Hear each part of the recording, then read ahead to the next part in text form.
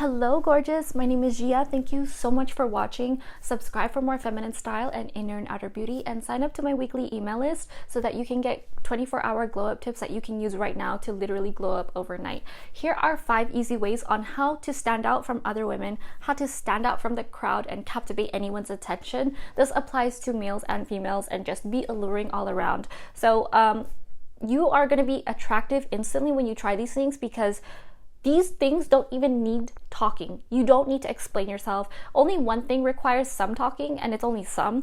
But the benefits of blending in is something that people do not understand. So I was at a party and this girl came up to me and said, everybody's attention were on my friends when we walked in, not on me.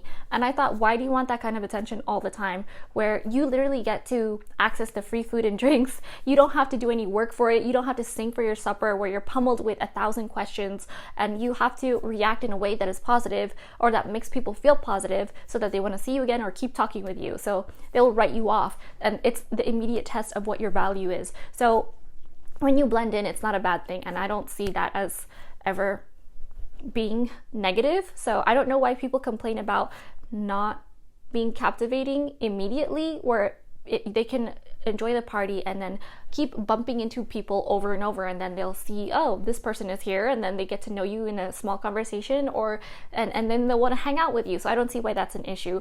But people want to be captivating immediately, so I created this video for you, and these are all things that you can do right now instantly and get results. So walking into the room and being captivating is a whole thing, but women just want to be wanted. We're like cats, where we want to be wanted and men want to be desired. Or sorry, women want to be wanted, but men want to be needed. We're like the cats and men are like the puppies, where they're like, love me, love me.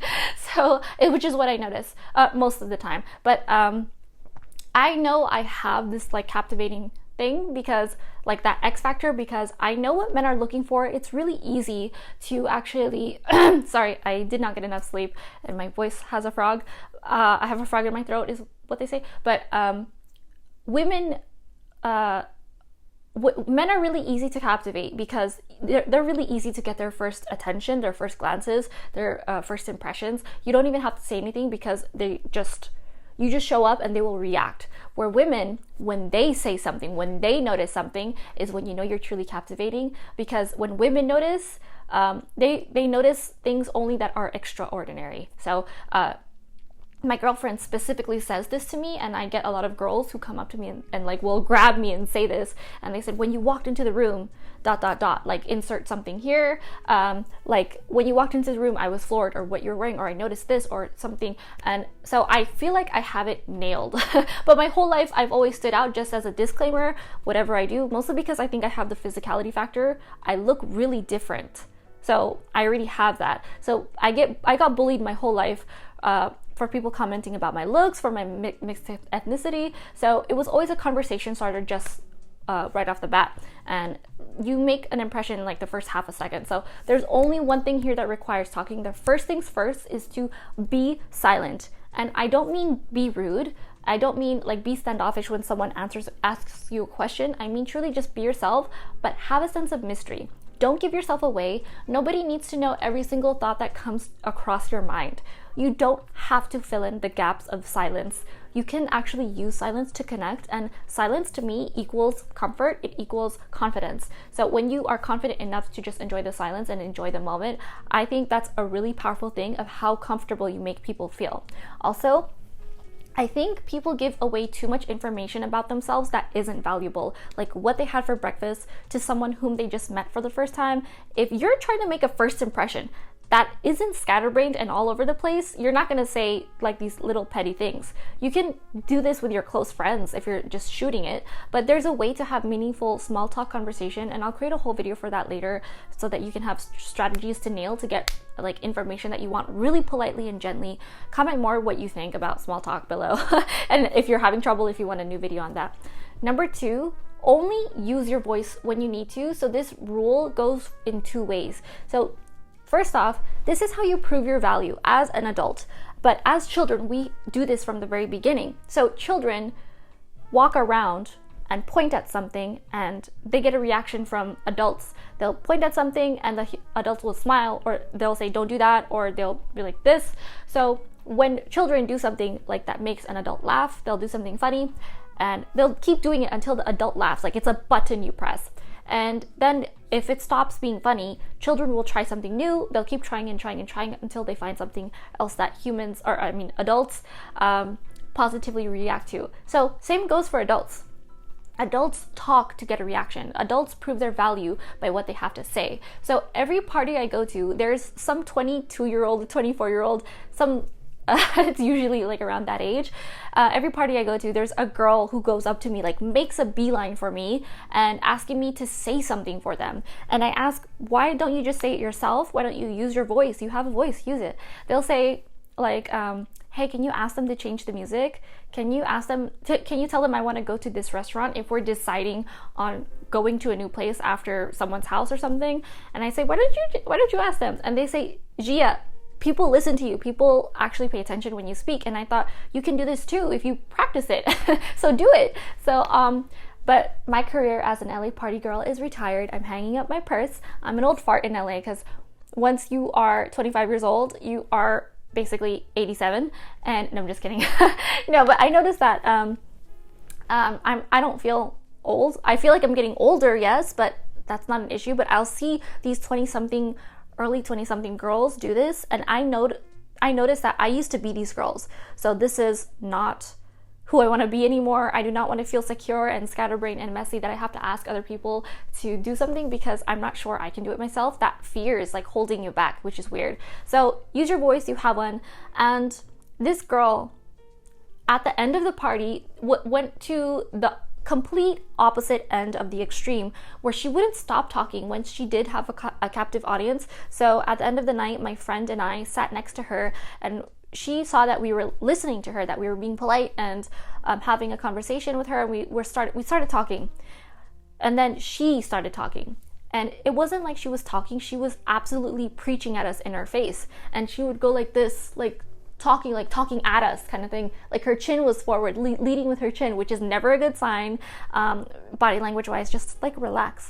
You're here at a party, no need to be heavy, no need to be serious, just like have a good time and talk about absolutely anything. But she felt she had to overcompensate by preaching and proving us her worth, where it was to the point that she told us like her life story and her grandma's life story, and like she was telling us how, like, by the end of it, basically, we knew her grandpa's middle name and that he was, like, the town from Germany that he was from. It's like, that was too much information.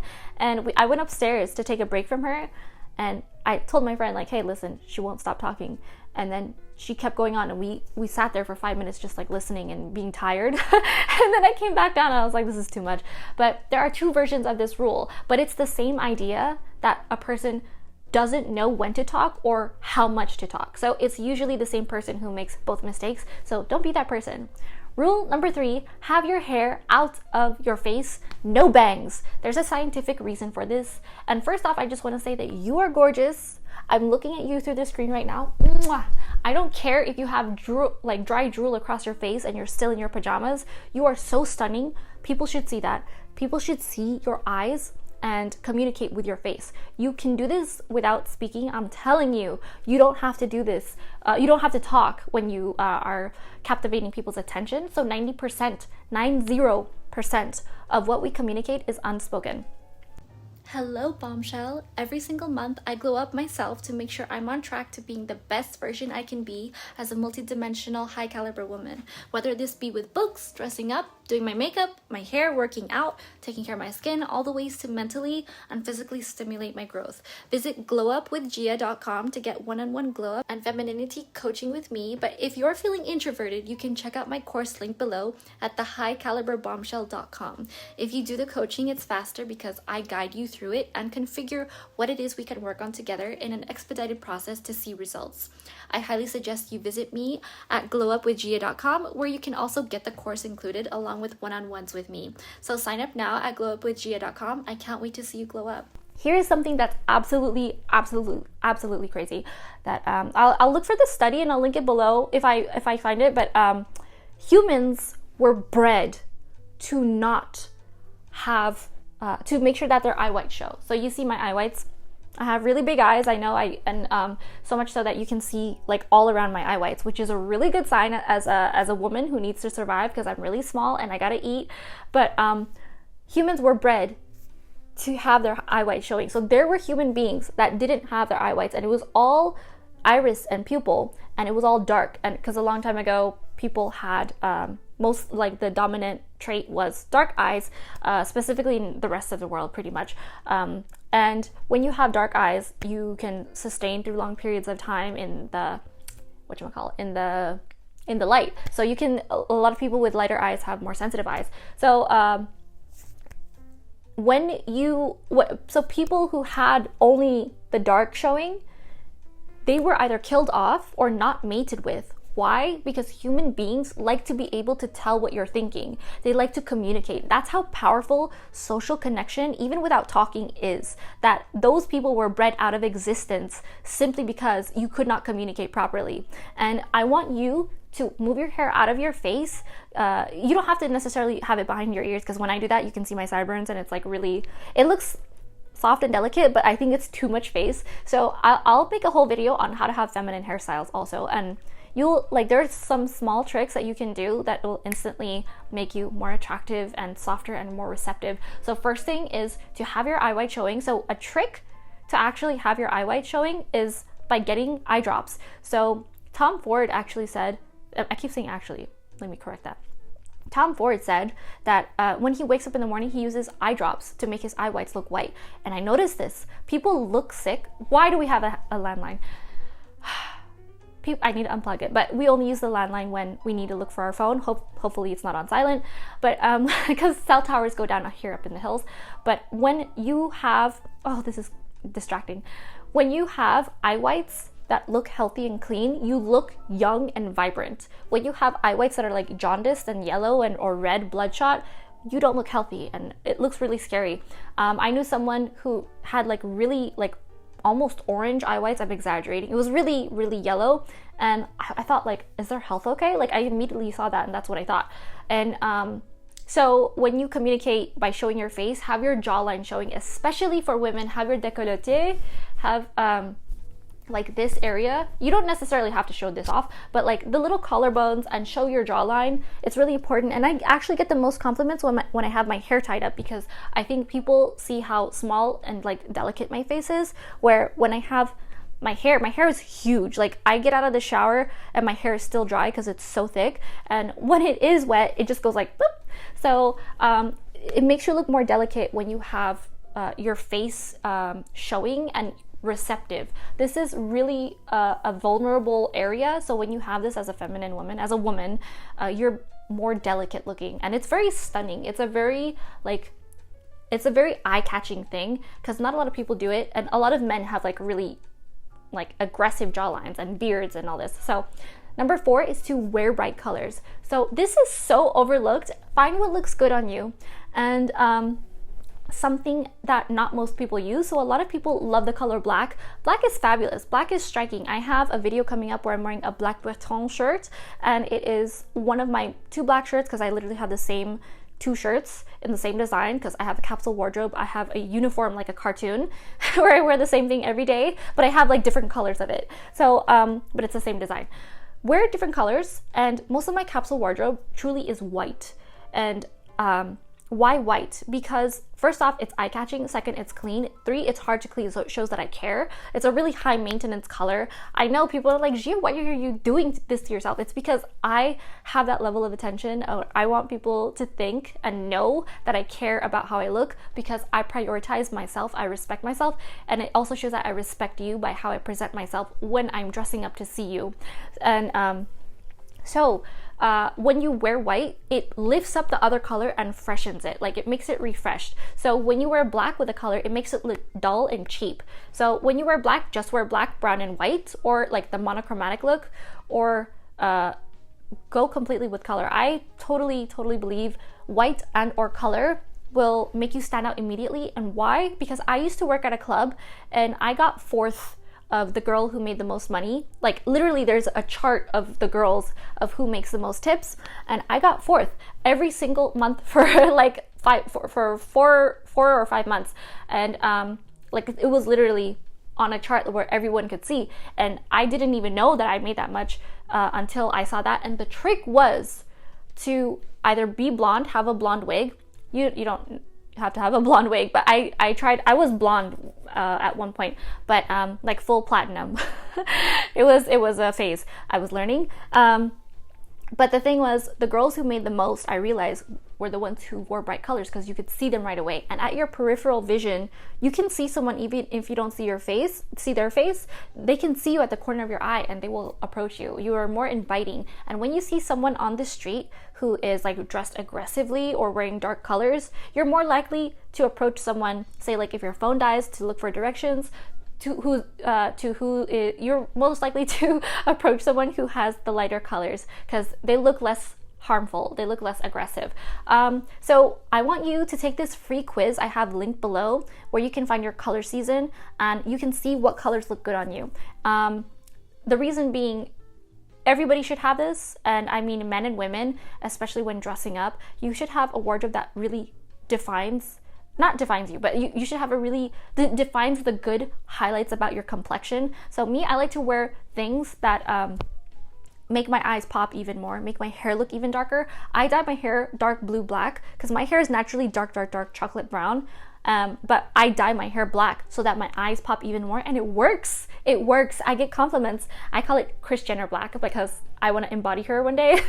I do want to embody her now, but anyway, so check out that link for that quiz. It's like less than 2 minutes to take and find out what your color season is. I'm a deep winter, for those of you who don't know. So I look good with like really dark striking colors, but I wear bright colors because I know how to work it. Once you know the rules, you can break them and understand what works for your complexion.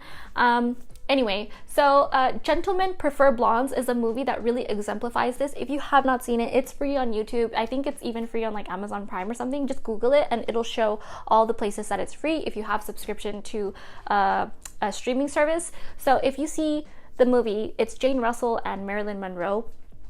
And so the main character is Marilyn Monroe's character, and there's a scene where everyone is in black tie. And for black tie events, just so in case you don't know about attire etiquette, men, it's like the second most formal. There's white tie and then there's black tie. Black tie is the more common because white tie is exceedingly formal. But women can wear certain gowns. I don't think she's wearing gloves, so I think it is black tie. So she is wearing an orange dress. I'll have like the scene here depicted, and she immediately steals everyone's attention. She immediately steals the show. So wear a color that makes you stand out. It doesn't necessarily have to be like, oh, red is so blah blah blah. There's a certain type of red that goes with your complexion. So me, it would be like a blue based red. I'm a neutral tone, so like I can wear warm tones and I can wear cooler tones, but I prefer cool tones because it makes my hair look dark. I prefer to be cool tone, but this is like a cool tone blush, which is a very specific type of blush, which I love. But Silk Cashmere from J. Crew, I'll link it below. But I'm so excited. I love this cashmere. It's so lightweight. Anyway, so wear a color that works for you, and you will stand out immediately if that's what you're trying to do. Wear lime green, wear white, wear something loud. You can wear jewel tones. If you're not a fan of jewel tones, wear pastels, but make sure it's in a style that is ideal for your beauty. And for me, something I noticed about Marilyn Monroe movies, I don't think like she's the ideal beauty. She's a great like old Hollywood glamour movie star, but people, like a lot of people, like Marilyn Monroe and put her up on a pedestal, which is great because she is beautiful. But what I do notice more in the movies, because I know a lot of people personally who aren't attracted to her like at all, but they said something to me that really stood out and made me realize the power of what she has. And it's that she knows how to be astute. So she plays up what she has, which is the whole purpose of this video. Play up what you have. Play up that femininity. She knows how to embody the feminine. So the final rule is to touch people. So read the room and understand the person, understand your situation if it's appropriate, understand if the person likes personal space. So there are strategic ways to do this. I'll break this down. So basically have as much physical contact with someone as possible. So you can touch someone's arm, forearm, or upper arm. It disarms people, literally. For females, to to other females, touch both their upper arms like this, but do not like do it to them, but do not do it too long, because then it feels like you're manhandling them as if they're like a rag doll. I notice when women will do this, I will be very, very taken aback, and it's very powerful when you touch someone's arm and you brush it lightly. So you can keep it there for a while and then take your hand back. But what you do is check their eyes. So if you're with someone like romantically and you want to see if they like you back, make sure that the room isn't too dark. If it's dark, like try to really pay attention, look at their eyes, touch their arm softly. If they're like romantically entangled with you, touch their arm and oxytocin will flow and their pupils will dilate. So try it out. I'm serious. Next is to touch someone's ear, brush it lightly by like doing this. This is if you're really close with someone. Or if you're new and you want to be really close with someone, and I mean romantically, you can do this with your friends. It's a bit like intimate, so it's more of a romantic thing, I would say. If you are with someone, touch their lobe lightly. With a man, they will feel like it's a really vulnerable space when you're here by the neck area. So when you do this, it's really, really intimate. This is something I do all the time with my loved ones, and it makes them feel like they're at ease at home, like we're just relaxing. So it can be in a casual setting when you're at home, or when you're in someone else's home, or you can be out in a restaurant and you make them feel like they're the only person in the room in the whole universe. So we could be talking about the news or talking about something casual, and then I will do it and it catches them off guard, and they will always remember that feeling. Next is for touching someone, for the final rule is to give them a handshake. So when you specifically a handshake with two hands. When you give them a handshake with two hands, it feels like a full-on hug, like a hug of your hand, and you make them feel like they're secure. And that's the whole purpose of that. And don't do this at work though. Do this with people that you absolutely love and want to be close with, that are potential friends. Specifically with men, do this. With men, touch their chests and look up at them. So it differentiates your size, even if they're just like a little bit taller than you. If you're a taller woman, or if you're with a man who's not like super tall, touch his shoulder and make him feel like he's taller than you. Like really set the proportions apart by showing your juxtaposition. So he's gonna remember that feeling. And you can also do this by touching his shoulder and like doing this, like you're dancing and like doing like a box step or something, or doing a waltz. But it's even more gentle when you touch his chest, because it shows the difference like this, like if you're here and he's taller than you. So next is to touch someone's hand, male or female. This works especially when you're sitting down. So when you are sitting down and you're talking to your girlfriend, or you're talking to a guy that is your close friend, or if you're talking to someone you're meeting for the first time and you're showing empathy, you show them how to feel at ease or comfortable within a really short amount of time in a first impression. So touch someone's hand if they're giving you like some news that's difficult, or telling you about something that is challenging or something that is upsetting. Or when you're giving a compliment, touch their hand to make them feel extra that compliment. Next is when you are introduced to someone. In America, we give a hug. So when I was living in Paris, you give a kiss, and you give a kiss on both. And it's not even like a kiss like on the cheek, you just do an air kiss. And by the way, girls who have makeup, like in Lebanon and stuff, they'll do the air kisses, they get it. But sometimes if you're like in Switzerland or in parts of southern France, they'll have the three-way kiss, like the mwah, mwah, mwah. And then other parts will have the right, left, right, or left, right, left. And if you do it wrong, you might end up kissing someone on the face, on the lips. So the whole point in America is to, when you want to be close with someone, like say someone, like you're meeting like your sister-in-law for the first time, or you're meeting someone's friend who's, especially with a girl, we can do this with a female. You can do this with a male and like really establish your femininity by doing this. But with a female, you make them feel extra loved when you are receptive and soft and loving to them this way. So what you do is, in America, usually people will give you either a hug or a handshake here. So, but you can say, like some people will say, I'm a hugger. Don't ever say I'm a hugger. Just like give them a handshake, or actually give them a hug. Don't say I'm a hugger. Just be like, come here, I need to give you a hug. You don't need to say I'm a hugger, because I technically I guess I am a hugger, but I prefer to just do like the distant air kiss, but that's not the way it is here, and people in America like to be in your personal space sometimes, and that's perfectly okay. If you're okay with that, then that's good. But so what I like to do in America is give them the hug, especially if I'm like meeting some girl for the first time, meeting a woman, and saying, I've heard so much about you, I'm so glad to finally meet you, and give them a hug, and then give them like the closest you can to their cheek, like touch their cheek and make them like give them a proper hug, and like rub their back, rub their shoulders. And then what you do, if you're not if you don't want to mess up your makeup, or if you feel like that's too intimate to have your cheek on cheek, just have your cheek as close as possible, lean in neck to neck, and blow them a kiss. Like make a kissing sound, like a smacking, like mwah, like that. You don't have to do it on both because Americans aren't used to that, specifically here in the US. So what you do is you just give them that amazing hug that you do, and then you make the kissing sound, go mwah.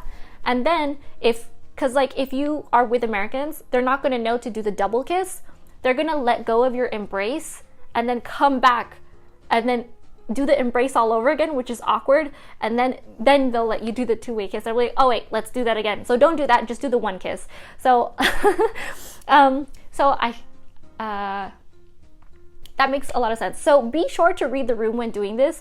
This is obviously more for a casual, relaxed setting. This is not professional. So try one of these things today and apply this knowledge. You can have all the information in the world, but if you don't actually use it, then it's useless. I test these things personally all the time. I touch someone's arm and look at their pupils. If they dilate, that means oxytocin is flowing and they're receptive to you and they like having you around. It's really subtle. I would highly suggest you try all of these things in one day. If you're in a get-together or a meeting, meeting new people that could potentially become long-lasting friends or deeper relationships, you can also try these with old friends and make them feel super loved and comfortable. So let me know what you think in the comments below if there are any things I missed. Captivating is not just a matter of seeing new people. Sometimes you have to impress the people that you are always around. You don't want to like bore them with being the same. Like, yeah, you can be your who you are and be the same, but you gotta evolve. You gotta mix it up and keep your friends excited about who you are. I have this closed because my shirt has so many permanent stains on it. I don't know why. But let me know what you think in the comments below. If these are like, do you think these are too all up in your personal space? Do you think, like, you don't have to use everything, obviously. Do you think, like, what are things that you think are captivating below? Because I would like to know more tips myself. I think it's always great to try new things, especially when they benefit you in creating and forging lasting relationships with people. So, subscribe for more inner and outer beauty and feminine style. Thanks so much for watching. Sign up to my weekly email list, and I'll see you later.